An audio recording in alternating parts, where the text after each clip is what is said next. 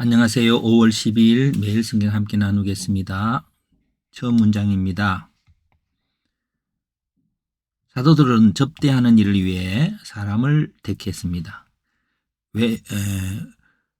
어떻게 해요? 왜 사도들이 말씀과 기도에 집중하려고 그리고 언제 헬라파 유대인들이 매일의 구제에 그들의 가부들이 제외되어 불평하게 될 때에 어떻게 성령과 지혜가 충만하여 칭찬받는 사람 7을 택하는 것입니다.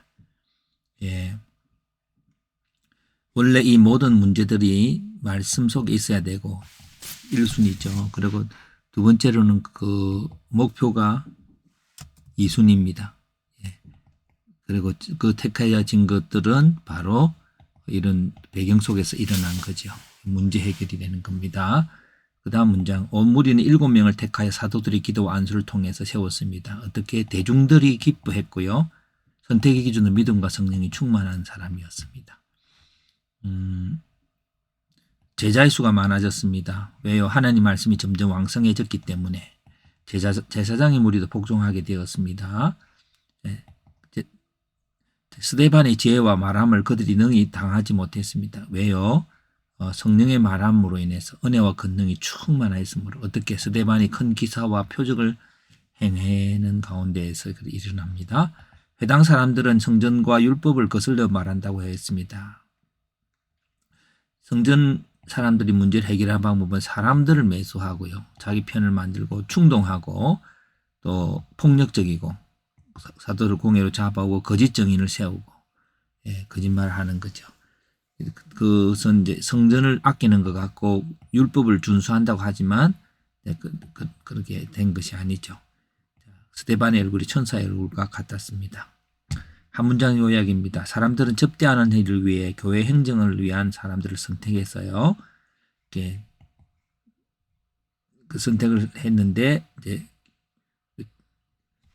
교회와 성전 유지를 위한 선택이라고 하는 제목으로 한번 패턴해 봅니다. 교회 행정의 내용은 성전과 교회. 교회는 신약 교회이고 성전은 성전 보존과 모세 교례 전수와 같은 똑같은 교회의 문제가 있는 거죠. 그 선택의 배경은 이제 그 헬라파 유대인들이 매일의 구제에 빠져 그들의 가부들이 제외되어 불평하게 되었습니다. 이 성전의 그 유대인들은 이렇게 새로운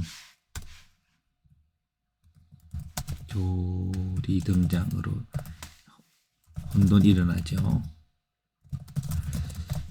그리고 선택의 원리는 교회는 역할 분담이죠. 성령 안에서의 연합으로 각자가 사도의 할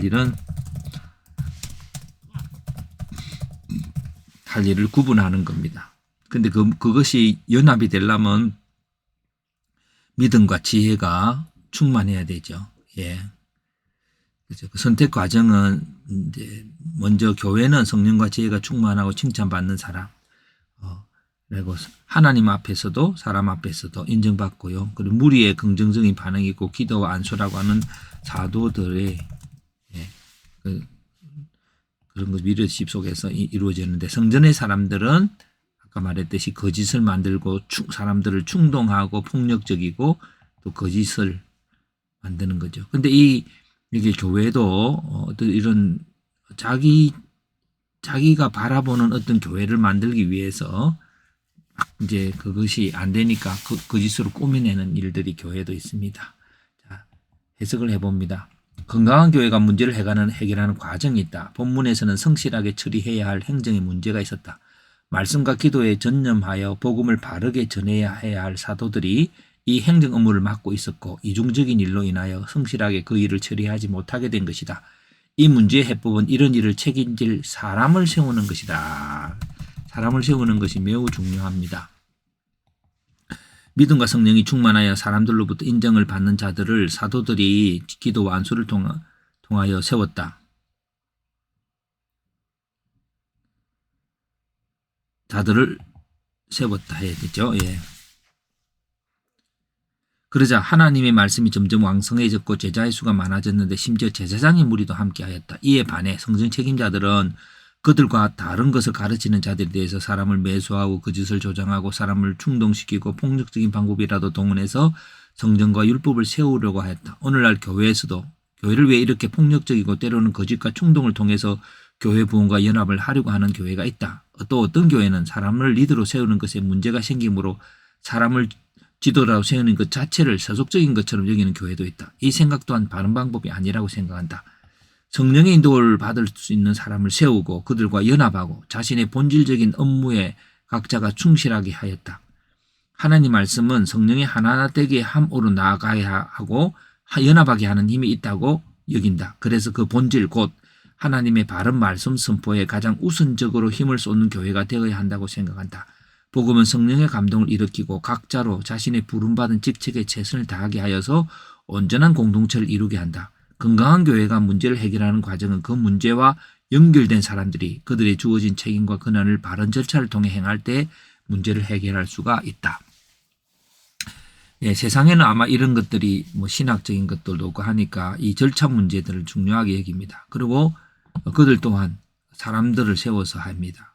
그러나 이것들이 사람의 탐욕으로 인해서 독재가 이루어지기도 하지만 결국은 교회는 사람들이고 사람의 연합이고 온전한 연합이 될 수 있도록 성령만이 그 온전하게 하나 되게 할 수 있다는 것입니다.